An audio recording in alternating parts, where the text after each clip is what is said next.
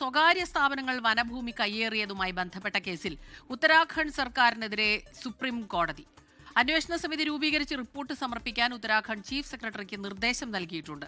R അച്യുതനാണ് ചേരുന്നത് ഡൽഹിയിൽ നിന്ന് വിവരങ്ങളുമായി. അച്യുതൻ, കൺമുന്നിൽ ഇങ്ങനെ പൊതുഭൂമി, സർക്കാർ ഭൂമി, അത് വനഭൂമിയാണ്, കൈയടക്കുമ്പോൾ സർക്കാർ അധികാരികൾ കാഴ്ചക്കാരെ പോലെ ഇരിക്കുകയാണ് എന്ന് വിമർശിക്കുന്നു സുപ്രീം കോടതി. എന്താണ് ഈ ഒരു സാഹചര്യം? സ്മിത, ഈ സ്വകാര്യ സ്ഥാപനങ്ങൾ ഈ വനഭൂമി കയ്യേറുന്നതുമായി ബന്ധപ്പെട്ട് ലഭിച്ച ഒരു ഹർജിയിലാണ് സുപ്രീം കോടതിയുടെ നിർണായകമായിട്ടുള്ള ഇടപെടലും വിമർശനവും ഉത്തരാഖണ്ഡ് സർക്കാരിനെതിരെ ഉണ്ടായിരിക്കുന്നത്.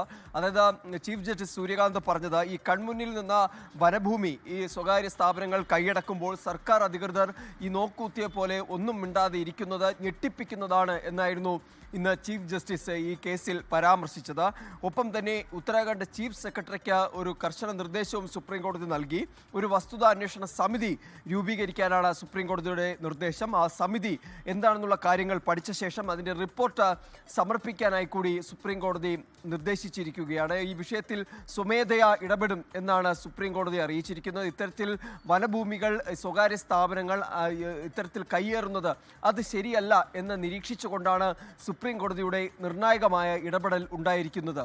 സ്മിത, ശരി. ആർ അച്യുതനാണ് ഡൽഹിയിൽ നിന്ന് വിവരങ്ങളുമായി നമുക്കൊപ്പം ചേർന്നത്. ലോകത്തെവിടെയായാലും ഏത് സമയത്തും 24 വാർത്തകളും ഓഗ്മെന്റഡ് റിയാലിറ്റി പാക്കേജുകളും എക്സ്പ്ലെയിനറുകളും വിശദമായി കാണാൻ ഞങ്ങളുടെ യൂട്യൂബ് ചാനൽ നിങ്ങൾക്ക് സബ്സ്ക്രൈബ് ചെയ്യാം.